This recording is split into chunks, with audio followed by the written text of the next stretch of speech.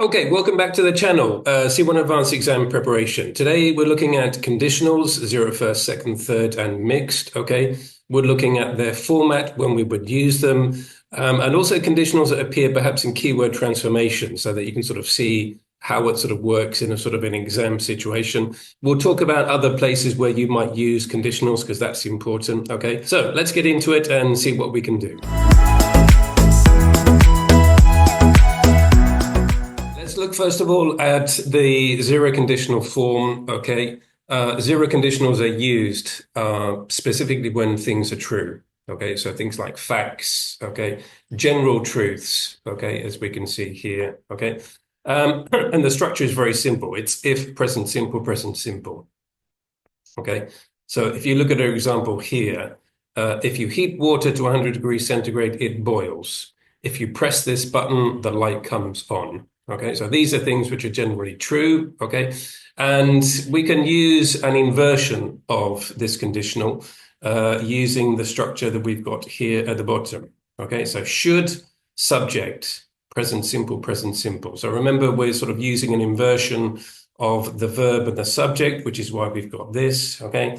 And you can see here a sentence in this conditional with an inversion. Should you heat water to 100 degrees, it boils. Okay, so inversions are essentially quite formal. Okay, so it's not something that perhaps you're going to see people use in conversation, but you would definitely see it in certain pieces of writing. And I'm thinking in part two, writing, in the writing part of the exam, when you're writing reports, you may well use a sentence like this in your report. So something like, should these recommendations be used, I consider, etc., etc. Okay, so that sort of sentence perhaps could be used in a report or proposal, okay? Okay, let's move on to first conditionals. Okay, so first conditionals are something that is used a lot in conversation, okay?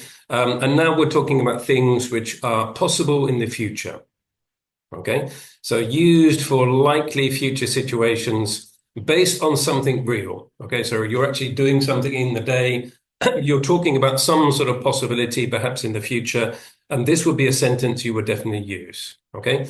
So, for example, the structure we've got here at the top, if present simple, will plus verb.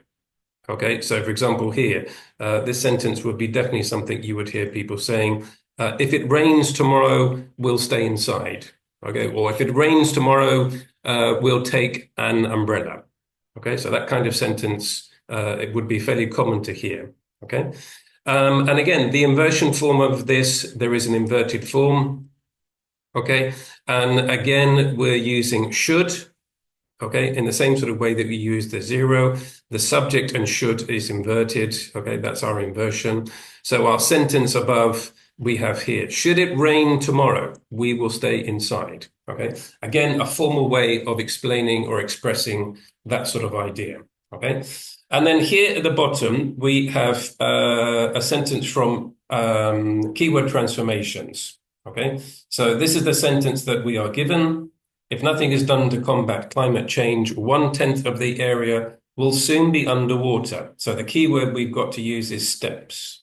Okay, and you can see here how the conditional structure is used. Okay, we've got our if and the present simple here, and then we've got our future form here, will soon be underwater. Okay, so if, present, future, okay? So in our conditional, in our keyword transformation sentence, if we're using steps, 1/10 of the area will soon be underwater, and we've got to write our sentence. So you can see here how we're beginning with the future, okay? So that means it'll give us if, present, simple, okay? So let's just write in a quick answer here. If steps are not taken to. Okay, and this will be our sentence, and we can put that in here. So 1/10 of the area will soon be underwater if steps are not taken to counteract climate change. Okay, right, let's move on to second conditional. Okay, second conditional are for situations which are not real in the present, or maybe as well also in the future. Okay, so unlikely or imaginary situations in the present or the future. Okay, let's just highlight that part there. Okay, and the structure is very straightforward. If, past simple, would, and the base form. Okay, so for example, here, this is highly unlikely that this is going to happen. Okay, if I won the lottery, I would travel the world. If I were the president of the country, I would, etc., etc. Okay, so you can see here how this sort of hypothetical situation, it's unlikely, it's an imaginary situation. And again, we've got inverted forms of this particular conditional. And here we can see here, let's just highlight that were subject to base verb. So again, we've got our inversion, okay, then our verb, and then would plus our verb form. So our sentence about winning the lottery that we had before, were I to win the lottery, I would travel the world. Okay, so this is our inverted form for second conditional. Right, let's move on to third conditional, okay? And the third conditional structure here is the following: if past perfect would have past participle, okay? And now we're talking about situations which are unlikely in the past, okay? So like we had with the second conditional that related to the present and the future, now we're talking about the past, okay? So used to express regret or discuss alternative outcomes in the past. If something could have changed in the past, what would that have been? Okay, so if you look at the sentence we've got here, let me just remove that. If you look at the sentence we have here, if she had studied harder, she would have passed the exam. So what does this mean? She didn't study harder and she didn't pass the exam. But if she could go back in time and if she could have studied harder, then we have this condition. She would have passed the exam. Okay. Now, again, this does have this does have an inverted form. There is an inversion that we can use here, and it's the inversion with the past perfect that we're going to use. And you can see here how that would be structured. Here we have our inverted form with the subject on the auxiliary, past participle from the past perfect, and then the would have past participle structure. So our sentence about studying harder, had she studied harder, she would have passed the exam.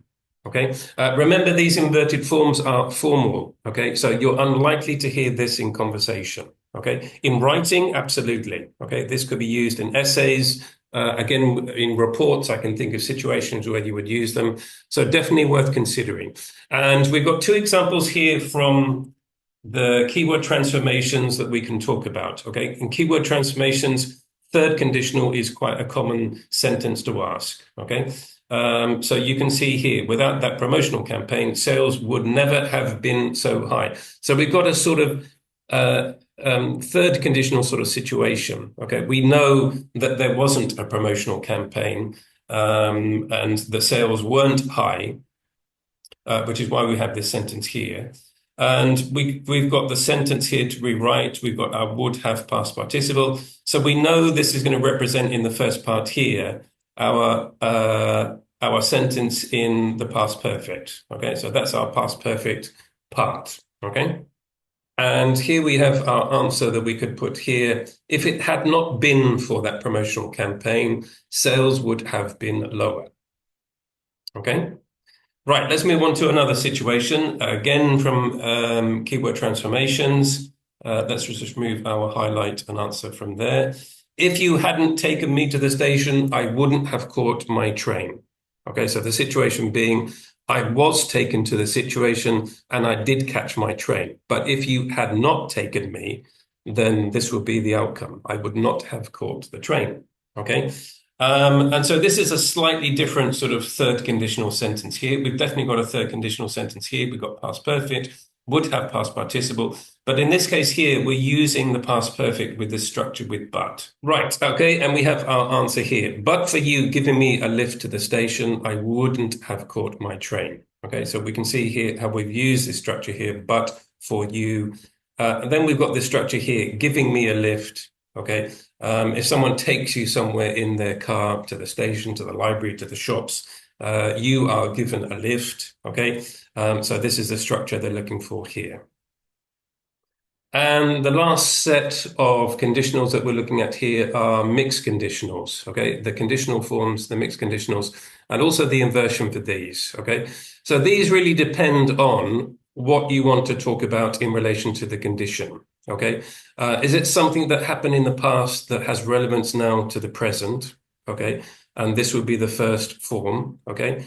So you can see here how we've sort of borrowed a third conditional beginning, okay? But we've used a second conditional ending, okay? So if I had slept more, okay, this is what happened in the past, okay? I wouldn't be so tired now, okay? So you can see here how something related to what happened in the past is now related to how you feel in the present. This is the condition now in the present, okay? And quite simply in the inversion, again, we're inverting the auxiliary in the subject. Let me just highlight that. Had I slept more, I wouldn't be so tired now. Okay. Then, if you look here to the next form, let's remove this. We have a situation in the present that relates to what happened in the past. Okay, so if she were more organized, so here we've got the beginning from a second conditional, okay, and we've got the ending from the third. If she were more organized, she wouldn't have missed. This is really what happened. She wouldn't have missed the deadline. Okay, and our inverted form here, again, we are using the inversion with the auxiliary in the subject. Were she more organized, she wouldn't have missed the deadline. And we've got an example of a keyword transformation with a similar kind of sentence, okay? Again, we've got this sort of idea in the negative and then would have past participle, okay? In this case here, we're using still. And you can see here how we have an answer in this form that we had here above. Okay, so we got something that relates to the past, but has relevance to the present. Okay, so if it hadn't been for Miranda, okay, without her help, I would still be looking. I would still be looking for a suitable house. And this would be an example of a mixed conditional. Okay, very quick video today about conditionals and the different forms. I hope you found that useful. Okay, so more videos will be coming on in the future. Please stay tuned, subscribe and like. Okay, and we'll see you again in the future. Thank you.